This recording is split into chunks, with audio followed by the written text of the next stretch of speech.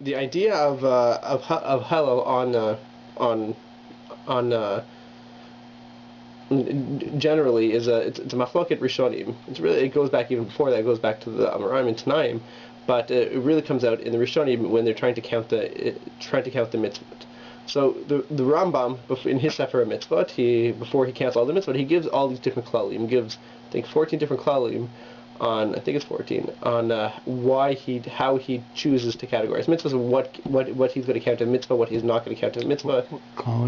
Klalim, just rules. He just says rules like, if it's a mitzvah d'Rabbanan, I don't count it. If the same mitzvah is listed 8 times, I only count it once. If it's just a part of another mitzvah, I only count the main mitzvah, not the other mitzvah, unless there's a specific reason he counted. But generally, he just lists why he chose to. He just systematizes the counting. The mitzvah is not just going through Gemaras. It says this is d'oraita, so I'll write it down. But even though it's d'oraita, it may or may not be counted.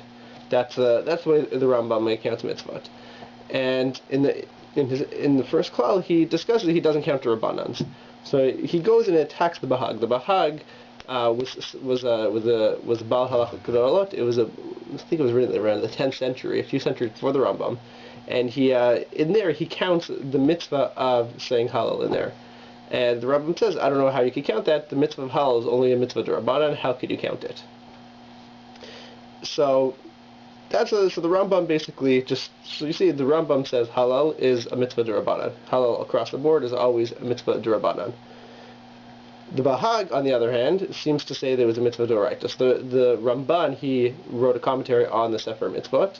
He basically the Rambam very often criticized the Bahag and said the Bahag's counting was wrong. The Bahag counted Hallel, for example. He counted many different mitzvot that the Rambam said we're not supposed to count.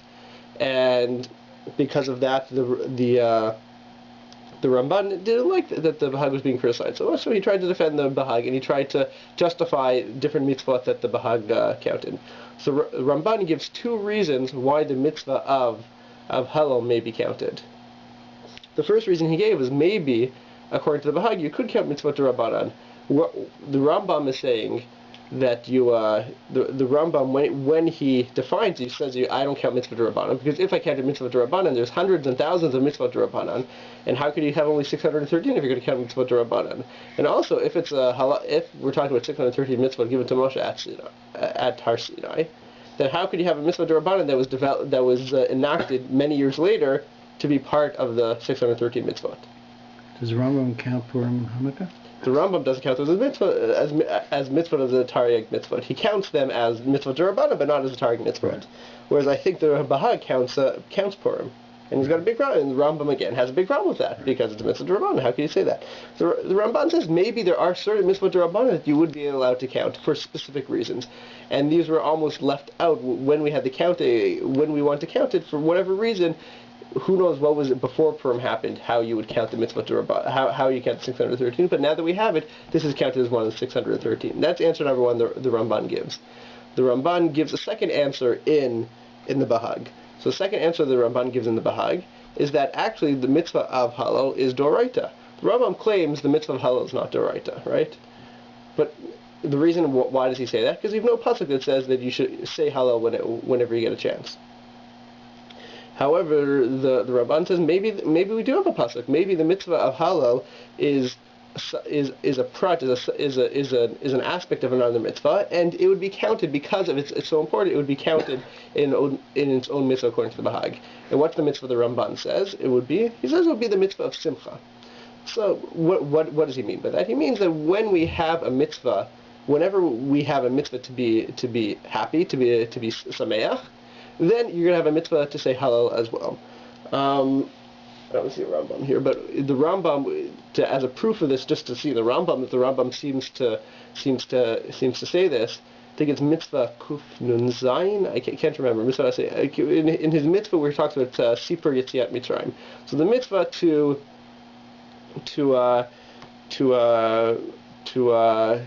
retell the Exodus from Egypt at the Seder. So in there he talks about how we're supposed to retell it and how we're supposed to relive this experience. We're supposed to be happy, and at the end it's supposed to bring us to this idea of Hoda'ah of Hashem, and we're supposed to say Hallel. And then a lot of people you'll hear it a lot of time around Pesach time, but the Hallel that we say during the Seder, that this Hallel is actually an aspect of the mitzvah of Sipur Yetziat Mitzrayim. The Sipur Yetziat Mitzrayim is supposed to get us to saying Hallel to Hashem. We're supposed to be able to bring ourselves to the state of saying Hallel. So you see that this idea of Hallel, even according to the Rambam, sometimes could be d'oraita as an aspect of another mitzvah. So the Ramban is saying that there's a mitzvah of Simcha as well. So now the question is how you would. So we're just going through right now. We're going through the Ramban, and this is just one reason it would be d'oraita. So if there's a mitzvah of Simcha, this would apply only to some of the times we say Hallel. The Bahag doesn't specify when he would say it or not. So this would be important. The Bahag, he just says Hallel, and the Ramban gave two answers. The Ramban, answer number one, it's only D'Rabbanan, and you're allowed to count D'Rabbanan. Answer number two, that it's whenever you have a mitzvah of Simcha, you also have a mitzvah of Hallel. The Smak, on the other hand, who's Sefer Mitzvot Katanot, which was written in the 14th century, was written after the Rambam.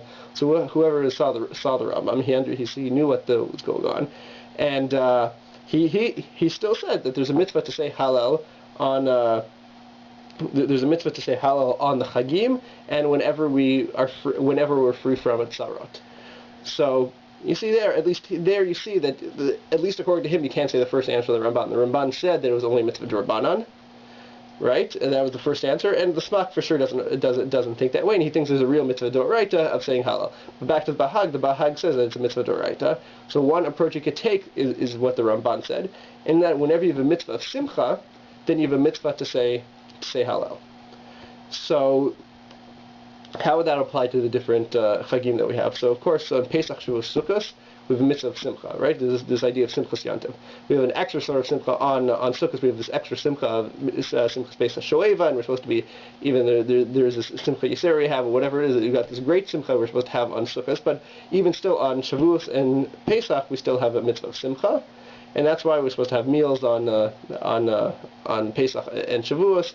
We're supposed to have Yantif meals, and it's the idea of Simchas Yantif. So on those three Chagim, you're supposed to say Hallel. Do you have to say what would that imply about other times? On Hanukkah, I don't think there's a mitzvah of Simcha, right? So would you everyone agree? There's no mitzvah of Simcha on Hanukkah. There's a mitzvah. Maybe you're supposed to be happy, but it's not. Like when we talk about a mitzvah of Simcha, it has specific rules. You're supposed to have meat. You're supposed to, at least in the time of the Beit Midrash, you're supposed to bring korban. You're supposed to have meat, whatever this would be. There was no such korban. There's no such idea to be sameach and have fleishik meals and drink wine or whatever it is that people do for this mitzvah of Simcha during Hanukkah. So even according to the Bahag, saying Hallel on Sukkot, on Hanukkah would not be a mitzvah d'oraisa. There's a mitzvah d'Rabbanan to say Hallel. Here's the question. Why wouldn't you say it, if that's the definition, why would you say it in Purim? So that's about to go to Purim. So Purim, the Gemara asks why we won't say Hallel in Purim. So the Gemara gives a few reasons. One reason is because the mitzvah didn't happen in Israel. Another one is Kriyasa Hilula, meaning reading the Megillah is the same as saying Hallel. Because Hallel, when we talk about Hallel, it's interesting. And when we talk about Hallel, we talk about saying these four prakim of Tehillim, right? Kuf Zayin, Kuf Chet, Kuf Tet, Kuf Yod, right? We say these four prakim in Tehillim, but it doesn't really make sense to say that if you don't say those four prakim, then you haven't said Hallel. At least to me logically, because we assume that David HaMelech wrote. Some of the Tehillim were written before David HaMelech, but I would assume that B'tzeit Yisrael Mitzrayim, Beit Yaakov, like when we talk about B'tzeit Yisrael Mitzrayim, and then you got hired in Ra'avay Nos, that was written after the Jews got into Israel, right? Because it's the Jordan turned and went away in the times of Yeshua. So what would they have said Hallel? Whatever. What Hallel did they say? If we're saying it's d'oraisa, what Hallel would they have said for the 40 years between from the time they left Egypt until they got into Israel, till they got to Eretz Yisrael, when it was impossible that Perek Kuf Zayin was written, right? There's no way Perek Kuf Zayin was written before they crossed the Yarden, because they hadn't crossed the Jordan yet. And it references the crossing of the Jordan. So when we talk about Hallel, it doesn't have to be those four prakim, right? So now when we say, do we believe that Hallel is said in Midbar? If it was d'oraisa, then you'd have to say it was said in the Midbar, right? Or you'd have to say whatever we define as Hallel whatever you define as Hallel was said in the Midbar, right? So in the time of in the Midbar, they may have said a different Hallel, but there's still this mitzvah of to praise Hashem. Right? What does Hallel mean? It's to praise Hashem, right? Right.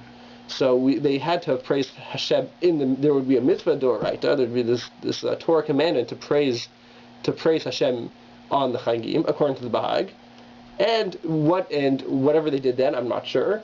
But at some point after the Tehillim was written by the time of David HaMelech, after Kuf Zayin, Kuf Chet, Kuf Tet, Kuf Yud, around that time, those became the standard expression of Hallel, of praise of Hashem. So now when we get to Purim, now that we've defined Hallel as not being strictly those 4 prakim, it makes sense when the Gemara says that reading the Megillah is the Hallel of Purim, right? Because Hallel, in theory, could be anything in the world. So they defined the Hallel of Purim is reading the Megillah. That's what the Gemara says. So now the question is Purim is d'Rabbanan? But we say, and Rosh Hashanah spoke about this as well just earlier, Kol Takun Rabbana Kain D'Oraita Tikkun, right? Everything that the rabbis, any rule everything D'Rabbanan was fashioned after something D'Oraita, right? So the Hallel that we have to say on, now we've defined now according to the Ramban 2 different types of Hallel, right? We've got Hallel of Pesach, Shavuos, Sukkot, which is a mitzvah d'oraita of simcha, and then you got this Hallel on Hanukkah, which is a mitzvah d'Rabbanan, because there's no mitzvah of simcha on Hanukkah, but we still say Hallel, which means that it's some other type of Hallel, right? Do you understand? You understand what I'm saying? It has to be a different type because there's no mitzvah of simcha. So now, what would you define the mitzvah of Hallel on Purim? What would you define it as? Yeah, would you define it as like the d'oraita one? It's going to be d'Rabbanan because Purim's only d'Rabbanan. Yeah. But is it like the d'oraita one? Is it fashioned after the d'oraita one or after the d'Rabbanan one? Seems to me that it's closer to d'oraita. Right, because there's a mitzvah of simcha on Purim, right? Like when we talk about should we say Hallel or not, we're discussing this Hallel that should we be saying on a d'oraita level. In fact, it's the nature of the entire Hag. Exactly, it's a day of simcha, plus right? the food, yeah. Right, and the wine. But you still have the mitzvah of Suda. You don't have the mitzvah of Suda on Hanukkah. You have a mitzvah of Suda on Purim. All the mitzvot of the Yom, you got a mitzvah of Suda on Purim. And it's a mitzvah of simcha. You're supposed to be. That's what's the whole day. Yeah. Exactly. So it would seem that the mitzvah of Hallel on Purim, at least according to this, would be the same idea. Right? Would be from the simcha of those 3 days. Now the last 2 days we'll just look at is Rosh Hashanah Yom Kippur, and there's a machloket rishonim if there's a mitzvah of simcha or not on Rosh Hashanah Yom Kippur. So the Gemara discusses why don't we say Hallel on Rosh Hashanah Yom Kippur, and it says the Malchei Sharet, the angels came asked Kodesh Baruch Hu, why won't we say Hallel on Rosh Hashanah Yom Kippur? And the answer that they gave, that the Hashem gives them, is they're sitting with the books open, and like I'm sitting here in judgment, and they're going to sing Hallel. It doesn't make any sense. So now the question is, does that mean we don't have a mitzvah of simcha at all on Yontif? I mean, it's just a question. Is Hashem answering them to say we don't have a mitzvah of simcha, or to say even though we have a mitzvah of simcha, you still shouldn't? It's not appropriate to say Hallel. Isn't Tu B'Av and Yom Kippur is supposed to be the 2 happiest days of the year? Even though it's supposed to be the 2 happiest days of the year, do you have a mitzvah of simcha, or is it just a day that because we get kapara that we're happy, right? Is it a mitzvah to be happy, or is it just a day that we will be happy, right? Right. Like you could be happy on your day of your chasna. There's no mitzvah. There's no mitzvah to be happy at your chasna. I don't think. There's a mitzvah to make the bride and groom happy, but is there a mitzvah for the bride and groom themselves to be happy? I'm not sure if it says that, but it's just a fact that they're going to be happy, or if you hope they're going to be happy. That's just a fact. So, I mean, that's the way I would analyze and Rosh Hashanah went through a lot of this in the Ramban of the Bahag. Now, the other opinion I mentioned, I'm just going to go through just one other. There's a few different shitot that you may see in the Rishonim and the Midrashim about the source of Hallel is the smak that I mentioned earlier. So this. Can I just ask one question? Yeah. Part of the definition of it then must be that it is a national event in some way, because, for instance, at a bris. Yeah. There is a Suda. Right. And there is. Right, exactly. It's a private event. Right. It's this idea of it's a mitzvah. It's when you have a mitzvah of simcha. I don't think. Is there a mitzvah of Would you call it a mitzvah of simcha at a bris? Would you say even if there's a mitzvah of simcha, it doesn't seem. I agree. It's not the same sort of mitzvah of simcha. It's not a national simcha. Yeah, I mean, next door you can have a tragedy. Exactly. It's not a national. Right. You can have it on Tisha B'av. Right. Yeah, I've been through such a bris. Exactly. Right. It happens. It's a very interesting day. It's very emotionally wrenching. Exactly. So this is. So it would seem that I think that definition could be right, that this idea of simcha is something that's derived from national simcha. Right. This type of simcha that would take you to want to go to the Beit Midrash type of thing. But the other opinion was the opinion of the Smak. This is what I wanted to mention. In the Smak, as I said, that the Bahag just says it's Doraisa to say Hallel. And the Ramban said, maybe he means it's from the mitzvah of simcha. So the Smak says it a little different. So the Smak, when he's discussing this mitzvah, he says that there's a mitzvah to say Hallel on Chagim, but there's also a mitzvah to say Hallel on Chagim, and any time that we are saved from tragedy, right? So if someone's ever saved from personal tragedy, many people make a Yom Hoda'ah or something like this. They make a day where they every day they make a Sudat Hoda'ah. And every day on the commemoration of that event, they'll have a Su'udah to thank Hashem for saving them, for whatever tragedy had almost befallen them, for saving them from that. People, whatever it is, many people do this, and they do it as thanks to Hashem. So the idea to say Hallel on the time of the event and yearly in commemoration of that is Doraita according to the Smak, as well as on Chagim. Now the question is, what's the relation between those two? Wait a second. That it's appropriate for the person to say Hallel on that day? This is a Smak. We don't really pass like and that's a local event. That's not a national event. Correct. Right. And he says on Chagim, and also on any time that you are saved, you as a person, and he also means Klal Yisrael is saved from tragedy. So what's the connection between those two? Between saying on Chagim and on that? I mean, is he just saying that that the Torah commands us two different times to say Hallel? Is that what he means, or does he mean that these two things are actually very much related? And if they're related, what's the relation? It's a very curious question because when you're saved from tragedy, your reaction is not simcha; it's relief. It's actually a different. Well, Hallel isn't simcha. Right. He's not talking about simcha anymore. I agree with you 100%. This idea is not simcha. This is hodah to Hashem. This is thanks to Hashem. Gomel. Right. Right. But that's what it is. It's saying you make this bracha to Hashem. You do birkas gomel that you're saved from tragedy, and you're thanking Hashem. But then when you're thanking Hashem, you also have to praise Hashem. Look how great you are, Hashem, for saving me from this. So now what's the connection between that and the Chagim? When he mentioned those two in the same breath. Right now, what aspect of the Chagim has anything to do with that?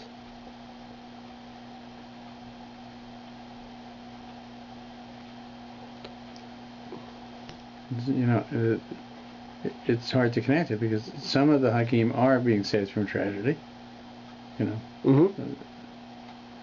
But that doesn't seem to generate Hallel necessarily. Purim doesn't generate it. But Purim does generate it. Right, we say Kriyata Zohi.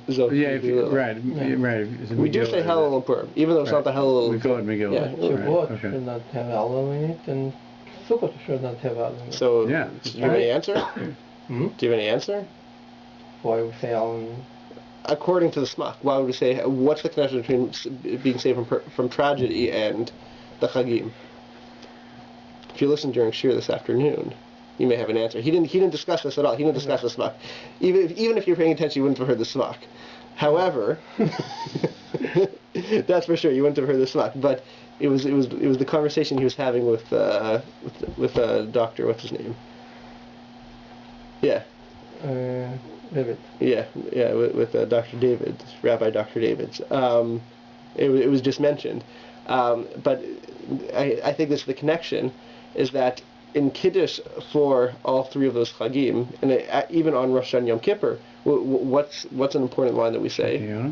No, but during Kiddush, in the bracha of Kiddush, right? We're Mekadesh the Yom. We're saying that this is the day. And how do we define this day? What's special about this day? Asher Kishat Asher. Yeah. Right? That's what he says. That all the holidays are something Zech L'Yetziat Mitzrayim. So, I mean, what you want to know what the connection is? Pesach is very easy to understand. That was the day we're actually saved. Sukkot, there's two possible understandings of why we sit in the sukkah, but they're both derived from one pasuk that says, "B'Sukkot Teshu." In what? Right, ki b'Sukkot mashati et b'nei Israel. So because you shall dwell in a sukkah, because in sukkahs I saved the b'nei Israel. So now the question is, what is the sukkah? What does it mean that he saved us in sukkahs? Does it mean that we saved us and we lived in booths in the desert for 40 years, or does it mean that we had ananei hakavod, we had the clouds of glory for 40 years in the desert? I mean that's the question. But no matter what, it's our salvation in the desert that we for the salvation in the desert we celebrate Sukkot. And Shavuot, I think it's clear that the whole point of Yetziat Mitzrayim was to receive the Torah. If we didn't accept the Torah, if we didn't say Nasev and Nishma, the whole world would have been destroyed. Right. The Har Kegigin on top of us, whatever Midrash you want to talk about. But no matter what, I think it's clear in the Torah that the whole point of Yetziat Mitzrayim was for us to receive the Torah. Right? And it's really that was just an extension Geula. It's Pesach, Shavuot, and Sukkot are all three. Now the question is, what about? So now Purim makes sense. Why would say Hallel on Purim? To say Hallel on Purim would be a Doraita now, right? Because we were saved from tragedy. Even though Purim wasn't in existence, 1,000. Purim happened 900 whatever number, 850, 900 years before after Ma'amad Har Sinai. So how could it be Doraita? But it's Doraita because it was the Jews. There's a mitzvah every year to commemorate individuals or a nation being saved from tragedy. Hanukkah as well. That's why we say Hallel on Hanukkah. Now, what about Rosh Hashanah Yom Kippur? So it seems now the Gemara is discussed. The Gemara says that this conversation between the angels and Hashem, between the Malachei Sharet and Hashem, why don't they say Hallel today? Hashem says, well, they're sitting in judgment. How could they say Hallel today? So I'm not completely. It's not completely clear to me. Rosh Hashanah spoke about this a little bit of why I'd say it, but it's if we're talking. But I don't think what he was saying would really apply to the Zech L'Yetziat Mitzrayim. If we're talking about national salvation or even personal salvation, I could understand Yom Kippur, because in Yom Kippur we got national kapara from Hashem. Right? That's when Hashem finally forgave Israel for the sin of the Chet HaEgel, for the golden calf. Right? That's when we're finally forgiven for it on Yom Kippur. I'm not clear on how Rosh Hashanah would fit into it. So it could be that maybe it would just be thrown in. I'm not really sure what the national salvation would be there. But it could also be that this conversation between the Malachei Sharet and Hashem is not a halakhic conversation. They're saying that, why aren't they saying Hallel? Even if there's mitzvah d'oraita to say Hallel, maybe they should be saying, maybe they should have enacted a mitzvah d'rabbanan to say Hallel. Why aren't they praising you? You're sitting in judgment. Even though you're sitting in judgment, when you go before a judge, you try to bribe the judge almost. I mean, maybe that's what they're saying to him. I'm not sure, but I'm saying maybe this is what the angels are saying to him.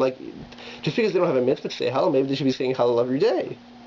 Now these are special days for them. Even if you shouldn't be saying Hallel every day, maybe on these special days, even though they don't have a mitzvah to say it, they should have on their own instituted the mitzvah of Hallel. And that's why in Rosh Hashanah Yom Kippur the angels had a Havam. They had this.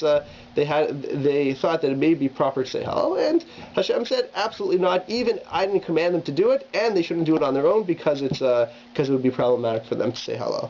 And according to the Tanakh, at least, this is why Hallel almost all the time would be, whenever we do say Hallel, is Doraita. At least whenever. Now the only question is Rosh Chodesh, and Rosh Chodesh the Gemara already discussed as being a minhag and not being Doraita or Durabanan. There's only one problem with this idea in the Smach, is that the Gemara, when it seems to imply in Brachot that the Hallel of Chanukah and the Hallel that we say for Kriyat Megillah, actually may not be a problem. The Hallel we say for Chanukah and Kriyat Megillah are basically Kriyat Megillah, which is Hallel, and the Hallel we say for Chanukah are only Durabanan. So if the way I've explained it now, that this would be a Hallel Doraita because you had national salvation, maybe it should be a Doraita Hallel. You should be saying on Chanukah and Purim. But I guess you may be able to answer that, right? As I said, according to the Smach, whenever you have salvation, you say Hallel. And you had salvation on Pesach, Shavuot, and Sukkot, so you say Hallel on those days too. And maybe we had salvation, maybe we had salvation on Yom Kippur, but we did have salvation on Hanukkah and Purim, so we should say Hallel D'Oraita on those days, even though those days are D'Rabbanan. So how could the Gemara imply in Brachot? And it's just having a whole discussion. It's a side comment. It's a side point. How could it imply that Hallel of Hanukkah and the Kriyat Megillah of Purim are only D'Rabbanan? They should be D'Oraita. So it could be. I mean, I'm not completely sure about this, but it could be that these things were not. That somehow that for Mitzrayim, when we had salvation for Mitzrayim, that was real national salvation. Anything that happened after that may not be true national salvation. Hanukkah and Purim, even though all the Jews happened to be living in Israel, or really they weren't, Hanukkah was not full national salvation because some Jews lived outside of the Seleucid Empire. But let's just even say Purim, which was a total salvation. But it was just a hekatimtza, right? Not all the Jews had to live in it. It happened to be that all the Jews lived in Persia, because Persia controlled the world in which Jews lived. But it didn't have to be that way. So maybe that Hallel for the Jews who lived at the time would be a D'Oraita, but as soon as their kids were 5 generations later, even the next generation, they wouldn't have to say Hallel at the time because they didn't live through that salvation. Where Pesach, Shavuot, Sukkot, which created the Jewish people, and it was our national salvation from Mitzrayim, and this is what created us, maybe that would be a time that we'd have to say Hallel. So what would that mean? It would mean that an event today that someone personally lived through, that national, like we were talking about national or personal, according to the Smach, there'd be a mitzvah every single year on that day to say Hallel. Just as an example, people say there's many who discuss saying Hallel on Yom HaAtzmaut. So do we say Hallel or not? Many people do different things. It's interesting because it raises an interesting question. Is that I think there's an argument that the fifth cup, the cup right. of Elijah, represents the actual conclusion of God's plan for the Jews, right, which is to bring them to the land of Israel, right, which would argue that Yom HaAtzmaut is connected to that. Right, but now the question is Yom HaAtzmaut, if I didn't live through Yom HaAtzmaut, at least according to this understanding, why should maybe that Hallel will only be D'Rabbanan? Oh, because it's connected to Yetzias Mitzrayim. Oh, you're saying because it's connected? Yeah, but because it is the final stage. But then it would be, is that really the end? But is it the end? I mean, is the creation of the state of Israel the end, or is the coming of the Mashiach the end? Right. Right? But I would assume that the creation of the state is not the end, but it's the start of the end. Right. Right? So now if we're going to say that it's not the end, but it's just the start of the end, therefore, someone who lived in 1948, who lived through it, would probably say, I mean, according to the Smach, I would claim they may say Hallel D'Oraita, but their kids may not have that Hallel D'Oraita anymore, because Purim and Hanukkah are not D'Oraita, they're only D'Rabbanan.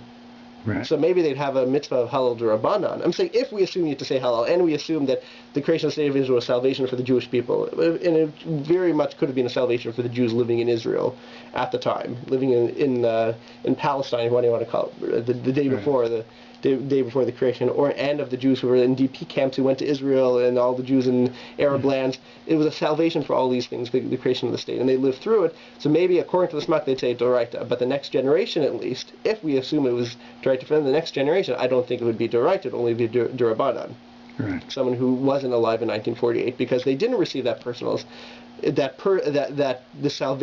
national salvation on a personal level. It was only from their parents. So as you mentioned, we say for the fifth cup, hopefully the creation of the state of Israel, or whatever you want to say, it is the start of the process, and we'll be able to have the fifth cup with coming Mashiach. Amen. Amen. That's great.